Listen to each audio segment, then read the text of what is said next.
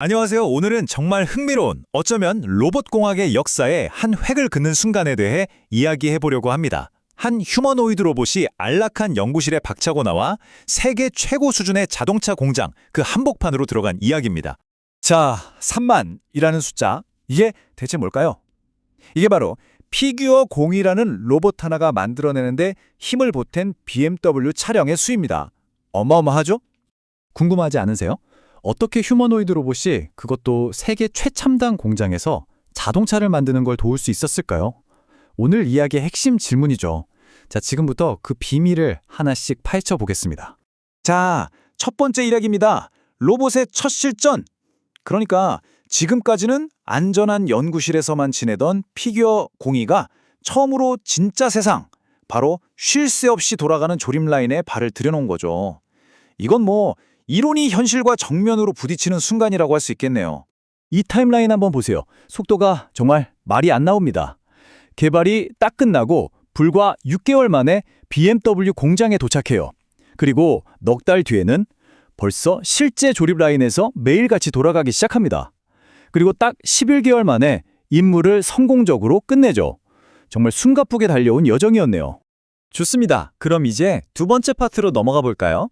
이 로봇이 공장에서 구체적으로 어떤 일을 했는지, 그리고 통과해야 했던 그 깐깐한 기준들은 대체 뭐였는지 한번 들여다보겠습니다.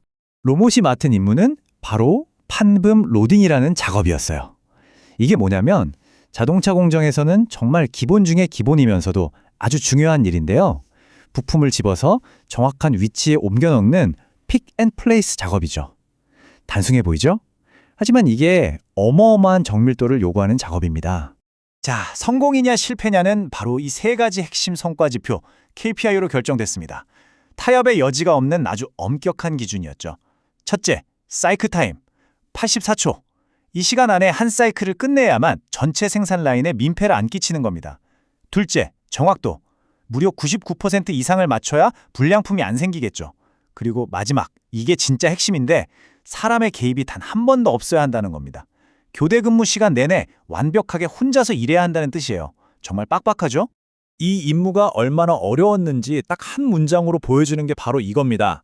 속도랑 정밀도, 이 두 가지를 동시에 잡아야 했다는 거. 겨우 2초라는 눈 깜빡할 시간에 5mm, 그러니까 0.5cm라는 정말 좁은 오차 범위 안에 부품을 정확하게 꽂아 넣어야 했던 겁니다. 이건 거의 예술의 경지죠. 자, 이렇게 어려운 미션, 과연 피규어 공인은 해냈을까요? 이제 세 번째 파트입니다. 11개월간의 결과가 얼마나 놀라웠는지 한번 보시죠. 결과는요, 한마디로 대성검이었습니다. 월요일부터 금요일까지 매일 10시간씩 일했고요. 옮긴 부품만 9만 개가 넘습니다. 총 가동 시간은 1250시간 이상. 그래서 결국 3만 대가 넘는 BMW X3 생산에 직접 기여한 거죠. 정말 엄청난 활약입니다. 그리고 이 숫자 120만. 이게 뭔지 아세요? 이 로봇이 임무를 하면서 걸었던 총 걸음수입니다. 120만 보 이상. 이걸 거리로 따지면요, 320km가 넘어요. 공장 안에서 서울에서 부산까지 걸어간 셈이라니까요. 정말 대단하지 않나요? 그런데 말이죠. 이 화려한 성공 스토리 뒤에는 사실 더 중요한 이야기가 숨어 있습니다. 네 번째 파트에서는 이 프로젝트가 남긴 가장 값진 유산, 바로 실패에 대한 이야기를 해보려고 합니다. 아니, 이렇게 결과가 좋은데 무슨 실패 이야기냐고요? 이게 완벽한 성공 아니었냐고요? 글쎄요. 사실 진짜 보물은 우리가 전혀 예상하지 못했던 곳에서 발견됐습니다.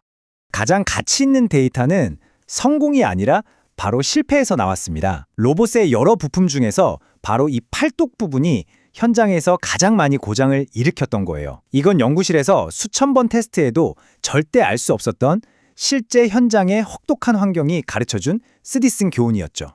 자, 이 그림을 보시면 한눈에 이해가 되실 겁니다. 왼쪽이 문제가 많았던 피규어 공이의 팔뚝이고, 오른쪽이 그 경험을 바탕으로 완전히 새롭게 설계된 피규어 03의 팔뚝이에요. 보세요. 복잡한 회로기판, 닳기 쉬운 케이블 같은 걸 싹 없애버렸습니다. 대신 메인 컴퓨터랑 바로 연결되게 구조를 아주 단순하게 만들었죠. 이게 바로 경험에서 나온 지혜입니다.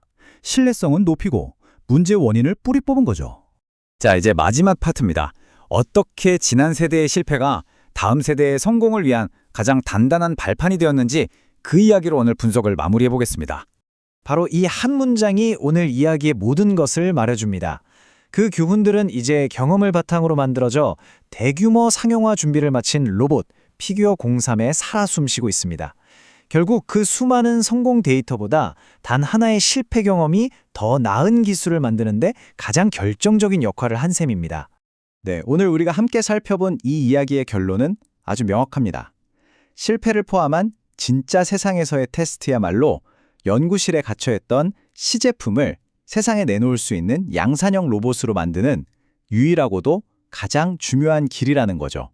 그럼 마지막으로 여러분께 질문 하나를 던지면서 마무리할까 합니다. 자동차 공장은 이제 통과했습니다. 그렇다면 이 휴머노이드 로봇들이 다음으로 도전해야 할 진짜 세상의 테스트는 과연 무엇일까요? 이 질문에 대한 답을 한번 생각해 보시면서 오늘 이야기를 마치겠습니다.